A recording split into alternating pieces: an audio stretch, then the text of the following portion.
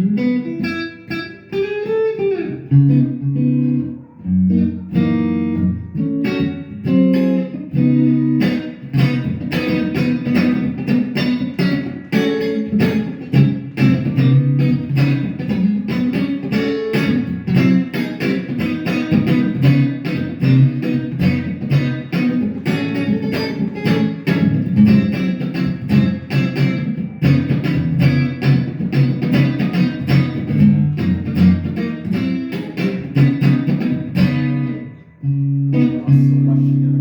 Oi? A som da corda ficou baixinha, né? Ficou. Nossa, ficou muito bom, tipo. E Elixir. Não, Elixir você desliza aqui, você nem sente, mano. E do jeito que tava assim, você tava fazendo uma força, né? Mano, eu toco, já tem um canudo dele e tava ficando com marca ainda agora, você toca. Tocar tranquilo. Um negocinho. É isso aí, galera. Aqui no final acabou virando uma série. Isso não é um podcast, não é mesmo. Se apresenta pra galera aí. E aí, gente, sou o Gabriel, tô no projeto aí de ser guitarrista, né? De ser músico profissional e tamo aí, trazendo os instrumentos no boais, fazendo aquele som legal e. Show de bola. Vamos bater um papo pra galera te conhecer, pra gente entender melhor o que você faz. Cara, a ideia desse projeto qual que é? A ideia é o que a gente já troca de ideia aqui na oficina pra gente falar pra galera. Pra quem não conhece, pra galera que ainda não sabe como que funciona, ter uma ideia melhor da música. Por isso que eu falo que não é um podcast, porque não tem nada ensaiado e é o que a gente conversou aqui nos dias que você veio, só que agora tem uma câmera gravando ali e faz de conta que ela não tá O lá. pessoal vai conhecer a gente. Vai conhecer e é assim, o que eu vou te perguntar agora é o que eu já te perguntei quando você veio. Então, tipo, guitarra. Cara, por que você resolveu tocar guitarra? Porque você não foi jogar futebol só altura, você podia jogar basquete. Então, o que você... da onde veio a música pra você, mano? Todo mundo fala isso, você tá mãe, você vai tocar, você vai ficar sentado tocando. Mas é aquele negócio, né? Filho de pastor, criado na Assembleia de Deus, então igreja, música sempre presente na minha vida.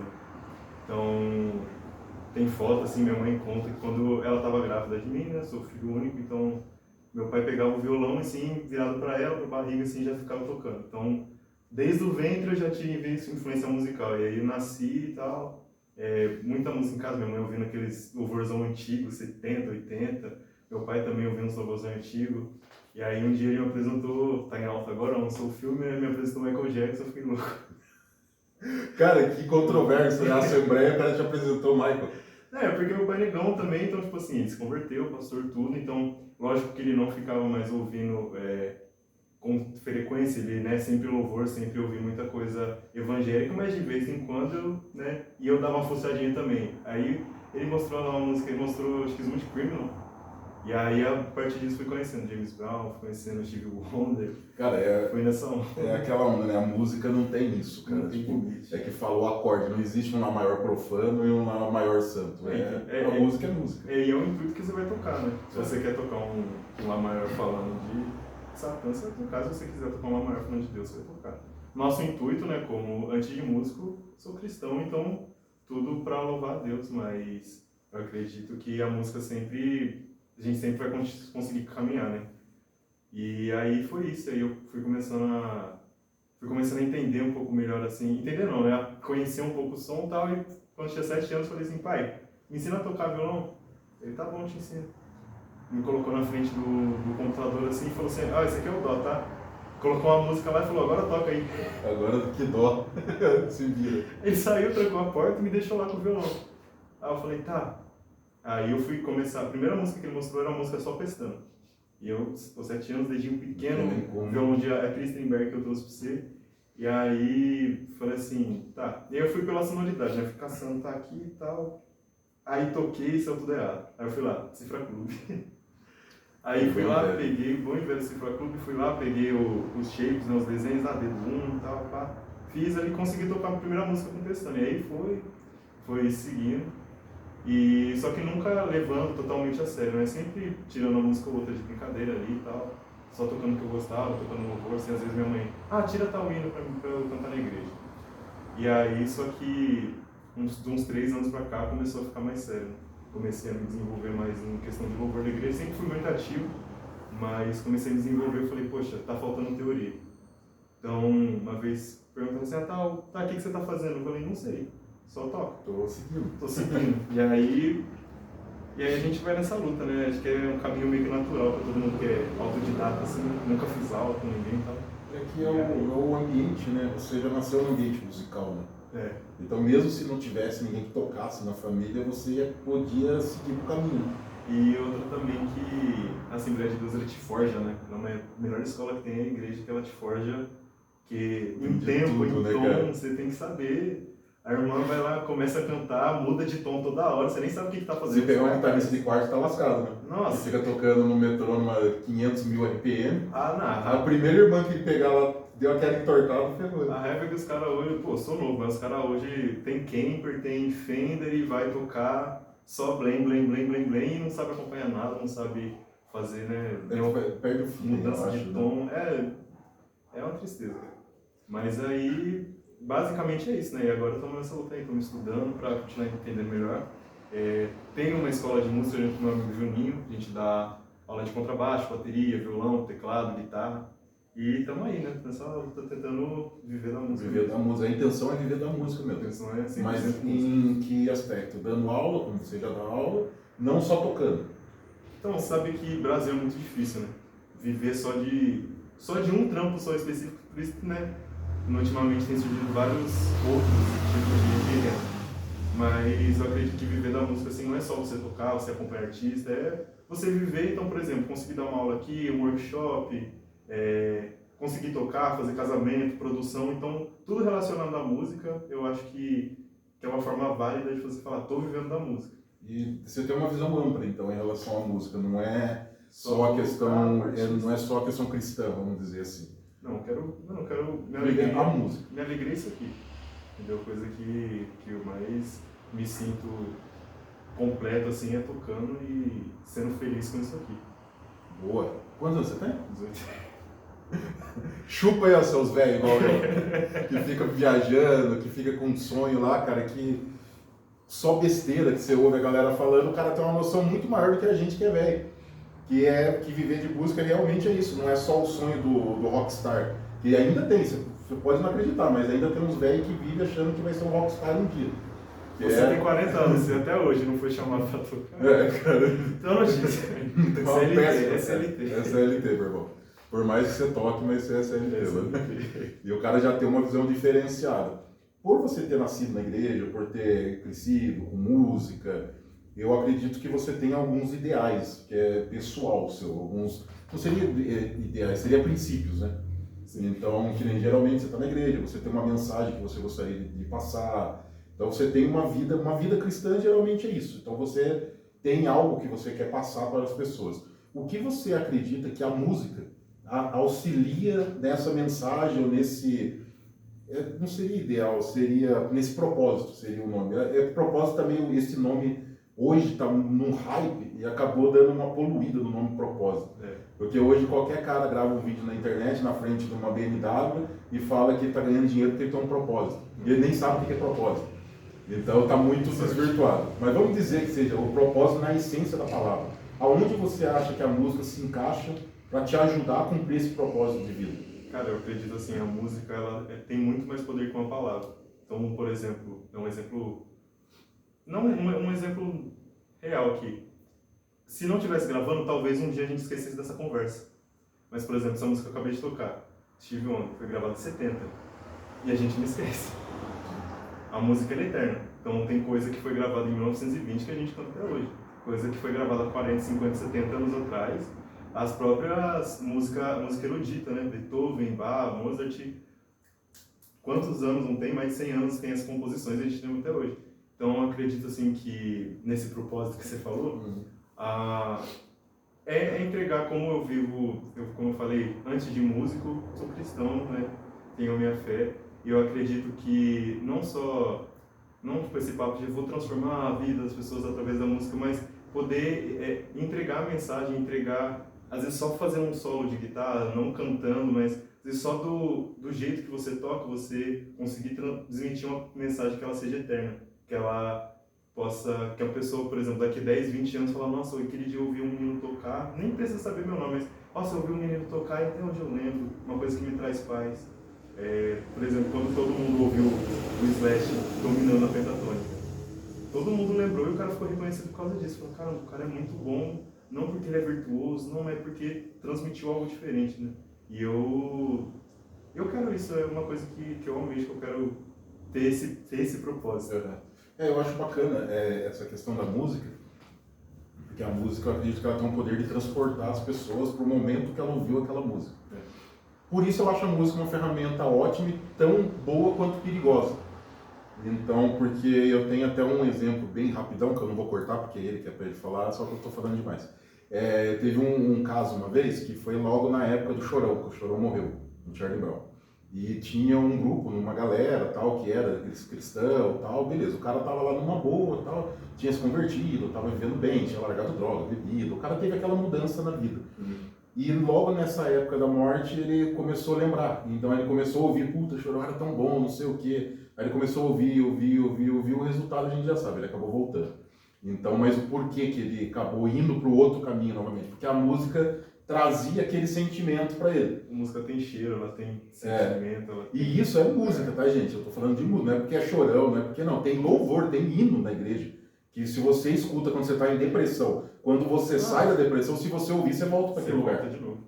Então, isso aí é música, isso aí vai estudar música, você vai entender. Isso aí é a matemática da música, acontece isso. A matemática da música é o negócio, né? Hoje na igreja tá em lance esse worship.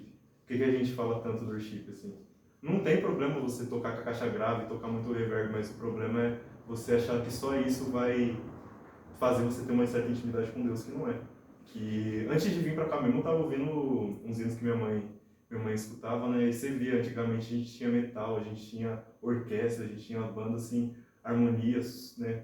Que trazem alegria. Eu acho que hoje a gente está vivendo, no mundo em geral, a gente está vivendo uma questão tão para baixo, em geral, assim, questão de economia, questão de certos valores de família e tal, que a pessoa vai pra igreja e ela quer se alegrar.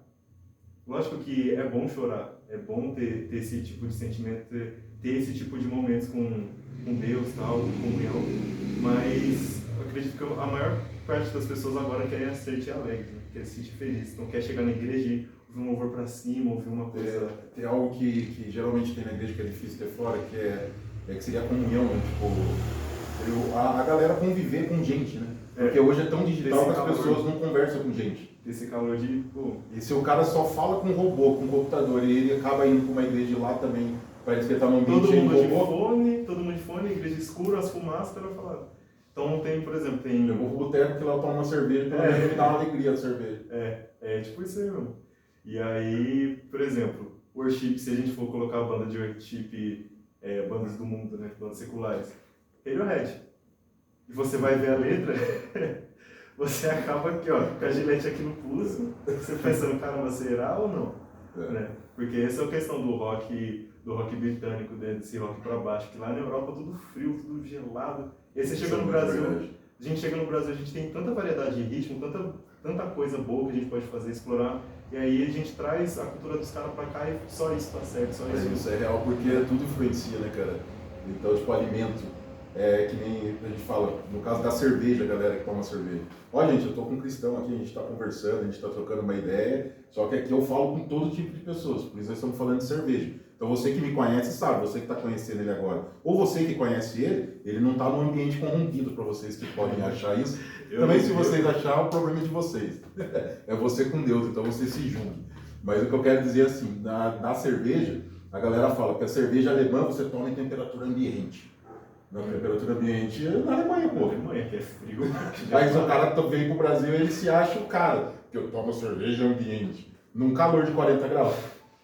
Nordeste, 42, 45 graus. É isso, cara. Então tem muito disso. Então, que nem o chocolate, por exemplo, suíço, que é um dos melhores, na minha opinião, a gente come chocolate em temperatura ambiente, na ambiência da Suíça. Sim. Por isso, quando você comprar um bom chocolate, deixa ele na geladeira ou no freezer antes de comer. Entendeu? Deixa ele no freezer pra ele dar aquela gelada, você vai ver a diferença do sabor. E aí você vai ver aquelas harmonias tudo menor, tudo pra baixo assim, aí você vai ver todo mundo chorando, uma tristeza. Pingando de suor. E Se bem que as você- igrejas modernas tem ar-condicionado. Não tem ar-condicionado, mas aí ser todo mundo pra baixo, assim, todo mundo com a cabeça baixa, você fala. A pessoa que não é da igreja, ela vai chegar e falar, meu Deus. É tipo gótico, né?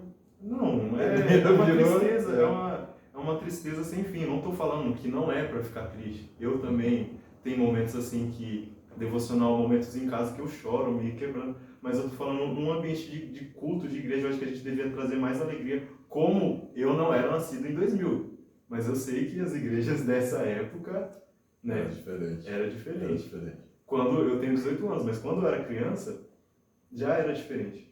Né? A gente já chegava assim, graças a Deus na minha igreja hoje ela tem orquestra, ainda tem banda, então tem maestro, uma coisa assim que eu me alegro muito de poder fazer parte de uma igreja que seja assim, né? Que tem um louvor muito bom, que tenham pessoas que têm esse tipo de pensamento também. Né? Temos músicos excelentes lá.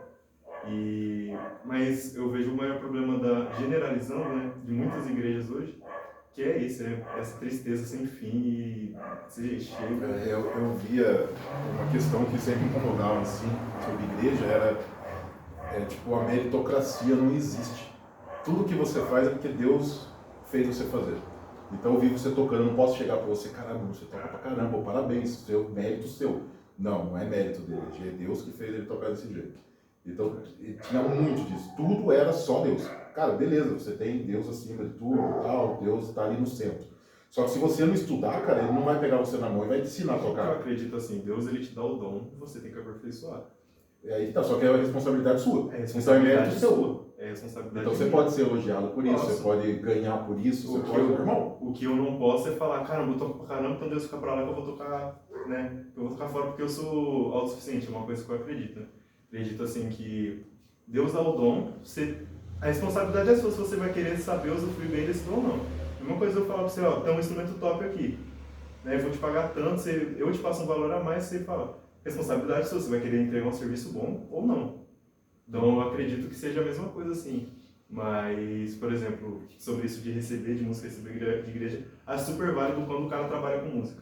Quando a profissão do cara é isso, porque hoje, em 2026, tem gente que ainda acha que música é só hobby. E eu acredito, tipo assim, se o sustento do cara é esse, por exemplo, ganhar por isso. eu tenho trabalho por fora, então beleza, eu não receber da igreja. Mas o cara que só vive disso, e aí você, não vou pagar uma música porque sempre tem que ser voluntário. Aí o cara vai tocar fora. Ele precisa levar o sustento para dentro de casa. Tá errado. E outra questão é a seguinte, ele trabalha, o cara que é voluntário, ele trabalha muito mais que o músico profissional. Porque ele tem que tirar o som, ele passa o domingo inteiro, ele deixa a família em casa, passa o domingo inteiro ensaiando, tocando, estudando repertório, lidando com banda. Às vezes o cara trabalha mais do que o músico profissional que tá tocando num barzinho. Porque o músico profissional é aquilo, né? Se você tem um play na sexta e o cara te mandar o repertório na quinta, você pode madrugar tirando o repertório. O cara que tem o botão por fora, ele não pode madrugar. Não tem esse tempo para ele fazer. Ou ele vai madrugar e vai trabalhar virado. Pra de noite estar no play. Então vai ganhar 50 contas de cachê. Então, isso que é complicado, cara. Isso aí que mata muito. Isso aí que mata. Muito músico bom, mas infelizmente não consegue se profissionalizar por causa... Eu acho que também falta uma malícia dos músicos. Disso, né? De questão de cobrar, questão de falar, não, cara. Tipo assim, eu tenho um trampo por fora, mas eu quero trabalhar com isso, então meu valor é tal. Pô, você vai mudar o repertório? Tem uma certa antecedência, eu acho que falta uma certa dureza também. Eu vejo isso daí, eu vejo que às vezes é muita desculpa. Eu não gosto de desculpas, assim. Tem uma galera que fala, o mercado tá muito ruim, tem um monte de cara tocando de graça e por isso que eu não consigo cobrar o valor. Não, você tá tentando um lugar que não te valoriza. Então a culpa é sua. Então, tipo assim, se o cara paga R$50 pro músico e você toca por R$50, é aquilo que você merece. Se você acha que você merece mais, você pede 500 e o cara só vai pagar 50, então você vai em outro lugar, porque o cara vai pagar, porque tem o cara que paga 500. Sim. Só que você for na mentalidade desse cara que não paga, eu ia falar assim, ele não paga. Então é isso. E na parte do momento você vai começar a cobrar, ele fala, tá bom, chama outro que não precisa pagar. Mas essa é a mentalidade do cara. E por que você exige tanto que você quer viver naquele ambiente daquela mentalidade? Vai para outro lugar, pô. Vai aonde te valoriza. Exatamente. Quem começa a se valorizar é você. Esse que é o segmento. Eu penso muito nisso. Eu acredito que falta um pouco mais de malícia, de cara de pau mesmo nessa parte, né? Que, não, eu sou É músico, tesão mesmo, posso, vontade de fazer. posso tocar aqui? Não, pô, ó, sou músico, quero tocar aqui e tal, meu trabalho é esse, mostra, é bom ter uma página no Instagram só disso, né? Então, meu Instagram é esse aqui, eu toco assim, já toquei com tal pessoa, estudei com tal pessoa, não sei o quê, tô tantos anos nessa correria, quero me apresentar aqui, meu valor é tal. O pessoal, não, achei muito caro, então tá bom, obrigado. Você vai calçando. Então hoje em dia tem várias formas. Dá para você ir no lugar, frequentar um lugar, você conhecer o gerente. Dá para você fazer um network, fazer network com alguma outra banda que já toca, mas no lugar que você quer tocar. Sim. Então acho que a sua referência de lugar, e eu penso assim, a minha referência, se eu tiver uma referência de banda, eu quero as bandas que estão vivendo o que eu gostaria de estar vivendo. Então, é que nem essa onda de mentorias que tem na internet. O cara, você tem que procurar não o que o cara fala, mas a vida que o cara tem é a vida que você gostaria de ter. Ou a maior banda assim, de inspiração que eu tenho é a Oficina, né? Porque os caras era uma banda de igreja para cobrir culto que ninguém queria tocar. E aí hoje os caras é a maior banda de rock cristã do Brasil. Virgem Fran, até 2010, até pouco tempo atrás, era o maior guitarrista do mundo. Então, e os caras começaram em uma igrejinha.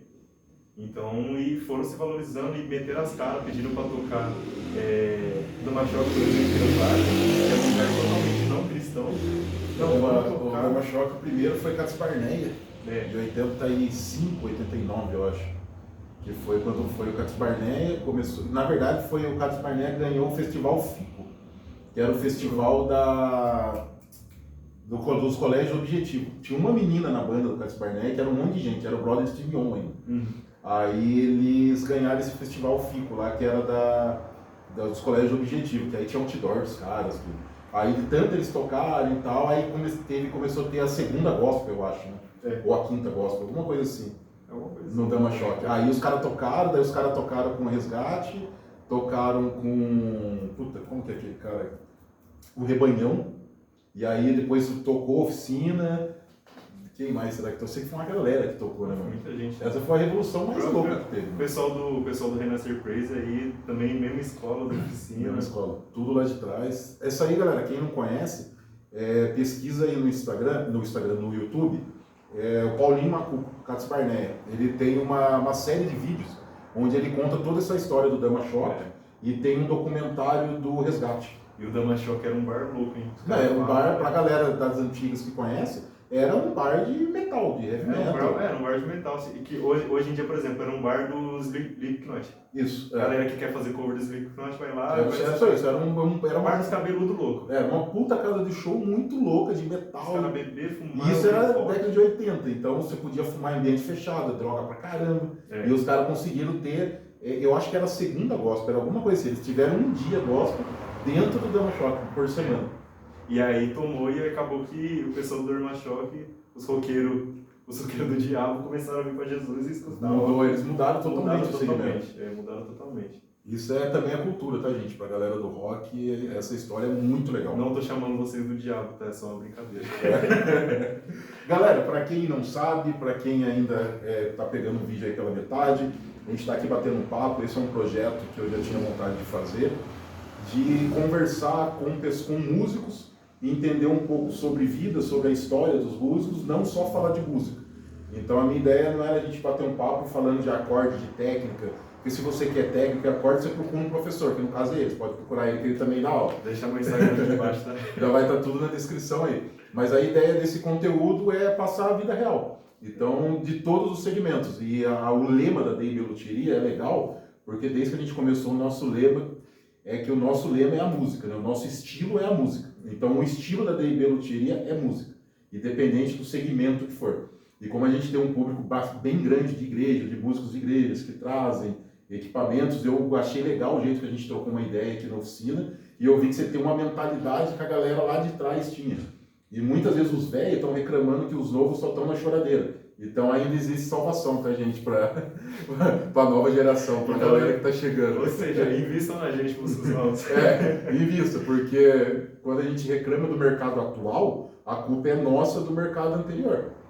Então se hoje tem funk, se hoje tem só essas músicas porcaria no mercado, é porque a gente deixou ter. Porque na nossa época do auge, da galera do auge dos anos 80, 90 e 2000, era o ápice do rock. Só que vocês, o que vocês fizeram? Vocês não incentivaram a galera a continuar. Então vocês não fizeram o que era para ter feito. E aí entrou a galera dos outros segmentos e hoje tá aí. Então, na época de 2000, que era o rock 2000, era Capital, era Jota Quest, era só as bandas top, bombando, o funk tava dominando a favela. O funk legal, só o funk legal é esse aqui, ó.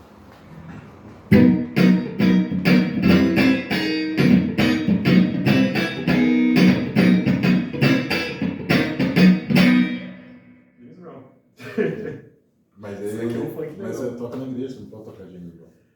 Corta aí, tem que cortar, corta aí. Galera, espero que vocês tenham gostado. É um vídeo curto. Comentem, compartilha, manda aí se vocês querem que ele volte também pra gente trocar uma ideia mais profunda. O que vocês acharam desse bate-papo, o que vocês gostariam de ver no canal. A gente pode se aprofundar entre inúmeras coisas.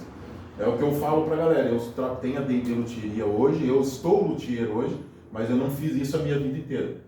Então eu já fiz muitas coisas na minha vida e eu acho que tudo isso a gente pode agregar e ter um conteúdo de qualidade pra galera.